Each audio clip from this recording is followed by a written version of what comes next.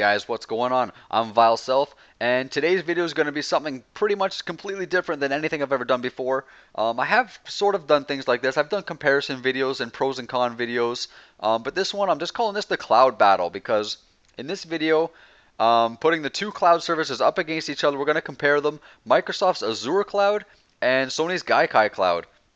Going to talk about their features, going to talk about their benefits, and basically, try to decide which one's actually better than the other one, which is really hard to do because they're completely different things, but we're going to try anyway. So without further ado, let's get into it. So beginning with Microsoft's Azure cloud, it is something that they created themselves. They didn't buy it from another company. It is their own creation.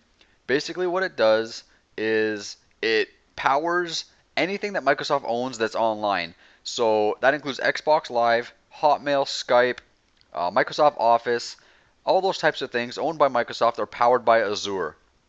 Microsoft spent $700 million on data centers and servers around the world, which all help to power the Azure cloud. From a gaming standpoint, Microsoft's cloud provides unlimited online storage for Xbox One users. That's pretty beneficial. Wherever you have storage capabilities, unlimited is always the best option. You never want to run out of space, so it also provides optional dedicated servers to developers for Xbox One titles. So what that basically means is any developers that are making an Xbox One game, they have access to dedicated servers if they want to use them. They don't have to pay any extra money. They don't have to sign any special contracts. If they want to use these servers, they're readily available and they can use them for their Xbox One games. Last but not least, the Azure cloud allegedly can compute data to enhance graphics and gameplay mechanics, but we've really yet to see any proof of that. So I've done a little research on this and I can really basically not find anything about it. I've watched a couple videos of some techies talking about it, and the general consensus is that that type of technology won't really be viable for like another 5 or so years. I tend to agree with that based on the fact that, Microsoft talked about it briefly here and there, but never really gave any examples, never really showed or told us what it could possibly do.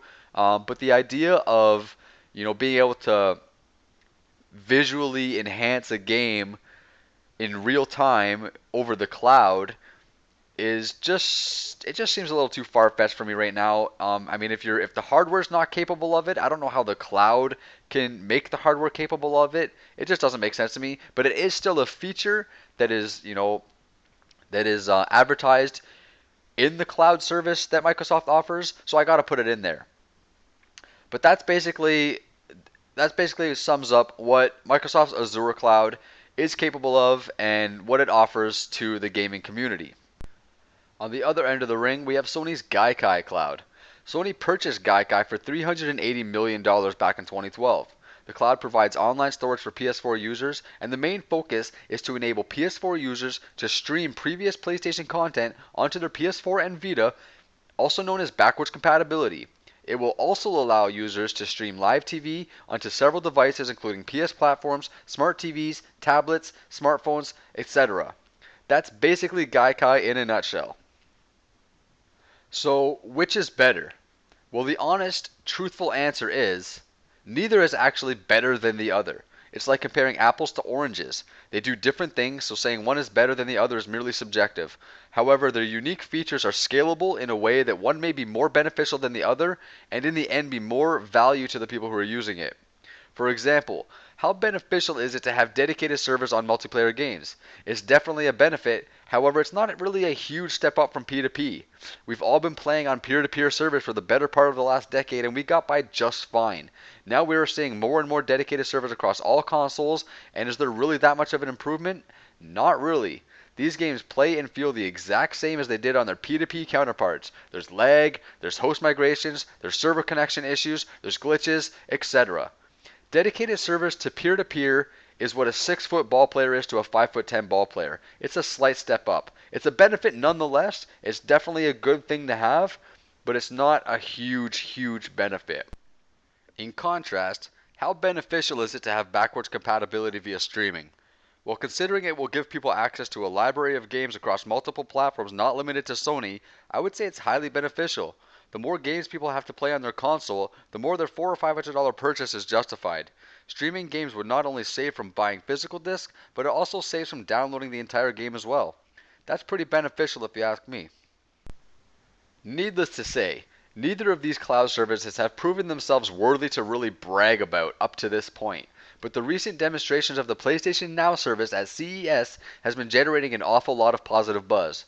But as far as potential benefits go, I have to go with what makes more sense to me, and I have to say that if I had to choose between these two different cloud technologies, I would much prefer Gaikai over Azure, based merely on the immense amount of gaming experiences and overall value it will bring to my PS4. I love playing new games, but there's always a room for a little nostalgia, and with 2 decades of award-winning content across 3 PlayStation platforms, I think the Gaikai cloud service will offer an uncomparable value to anyone who uses it. So based on what we know and what we've seen, the undeniable winner of this cloud battle is Gaikai. It's going to add the most value to its customers and provide an extensive array of entertainment to anyone who uses it. So I want to thank you guys for watching this video. Please like the video, please subscribe to my channel if you aren't subscribed already, and please follow me on Twitter at VileSelf. We could talk about anything game related, movies, music, technology, doesn't matter, I'm up for anything. Leave a comment below. Let me know what you guys think of dedicated servers. Let me know what you guys think of the ability to play old school games on your new consoles via backwards compatibility. Let me know what you guys think about streaming live TV onto like your PS Vita or stuff like that. I want to know what you guys think about these two clouds. I want to know where people's heads are at. So leave a comment below. And once again, thank you guys for watching. This is the end of the video, so VileSelf out.